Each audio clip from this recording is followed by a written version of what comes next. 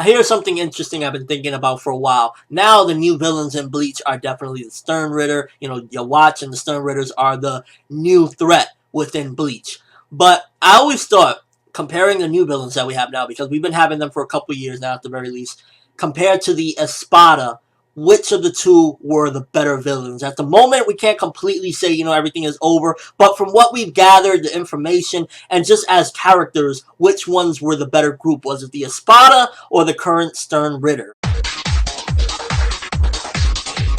Now, going back to the Espada, one of the things that I liked about them is that each and every one of them had their own very distinct personalities and their distinct traits, so you can definitely tell them. Like, off the bat, I could tell you every Espada. I could tell you, for the most part, what they're about, some of their backstory. I can go on and on, Baragon, Holly-Bell, Yami, Grimjow, Ukiora, Ereñero, Xylaporo Grunts. And while each and every one of them didn't have, like, classic battles or anything like that, for the most part, I definitely felt that Kubo took the time and made sure that you identified with each and every Espada and you can tell them apart, and they stood out from each other. Like, Holly-Bell, when it was Holly-Bell's time, you knew who Holly-Bell was, you knew what she was about, and you were like, fuck yeah, Holly-Bell's about to kick ass, she's a badass female. You might not like her because she's the bad guy, but you would really just like, this is a badass female. Same thing with Grimjow. You like, oh man, that's the king of beasts. He wants to be the king. Every one of them he developed very nicely. Ukiora. People just love these characters.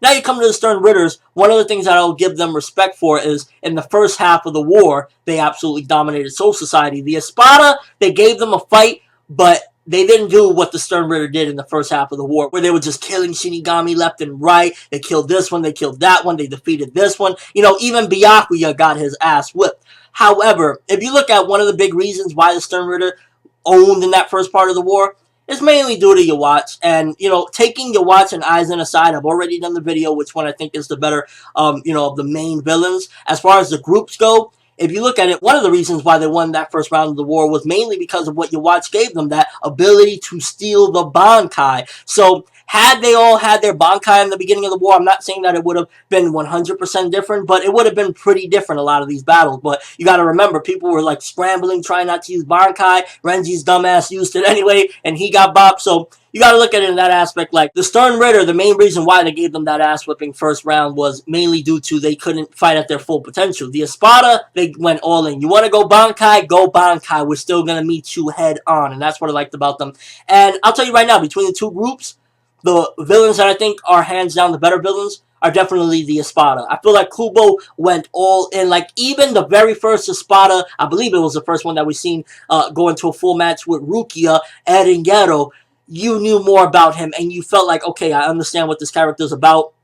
I get him. He has a backstory. It goes integrated into the story, and I like that. Like, Xylaporo Grant, Yami, Ukiora, Grimjow, Holly-Bell. Just mentioning these people, you look back and you're like, those were some classic battles, and those were some classic villains in Bleach. Like in the series Bleach, those were some very heavy hitters. You go to the SternRitters, Master Masculine. Master Masculine. Gremmy?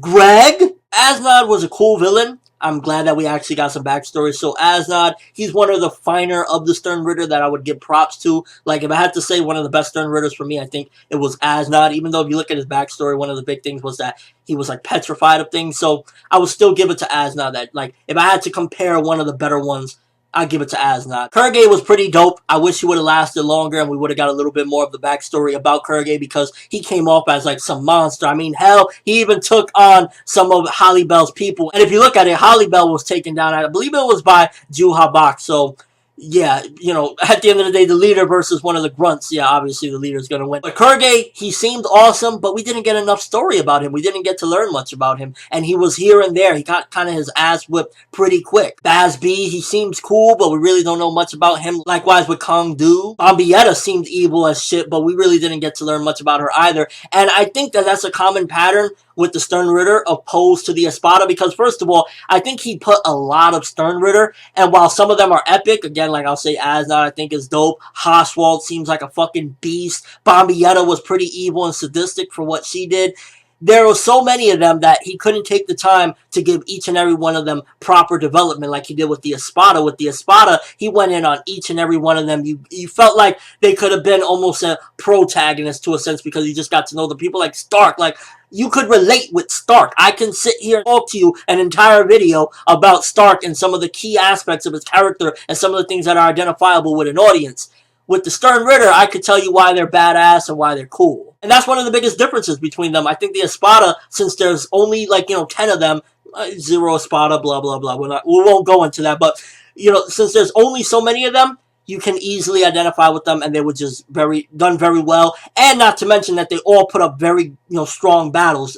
Baragon was not going down without a fight. Stark, he fucked around too much. Like, Stark could have been, like, just an absolutely phenomenal battle, but he fucked around too much, which made Kyoraku fuck around too much, and we never really got to get the full extent of him. But the thing that separates him from, like, a SternRitter that was fucking around too much is that he had huge character development. And with the SternRitters right now, some of them get some development. We get a little bit of a backstory at the very end of their battle, but they aren't built up like the Espada, and they're more personable, the Espada, opposed to the SternRitter. The SternRitter, like, they just seem cool and epic. And that's the difference between the two of them. And that's why I definitely got to go with, between the two villains, I go with the Espada. Not only were they strong and they matched Soul Society punch for punch, but they also had huge character development. With the SternRitter, there's so many of them. There's so many of them that you're not getting, like, the true potential of each and every one of them unless Kubo, like, drags stuff out. And we already sometimes get annoyed with him, like, making things go very slow. So if we got each and every character that's the SternRitter, their entire backstory and what they're about, it would take too long and we would just be like, get the fuck out of here. Like, I don't think any of us want to see, like, 3 chapters worth of just Baz B's adventures to getting flames up his ass. So, definitely, I'll go with the Espada over the SternRitter. SternRitter are cool, mind you, and there's still more potential for them.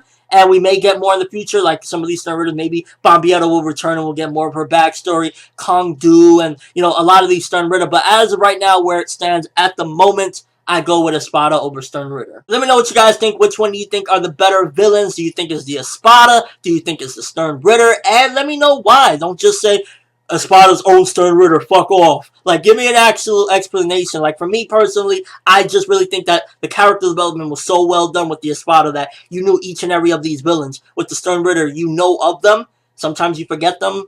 They don't really have much backstory for the most part.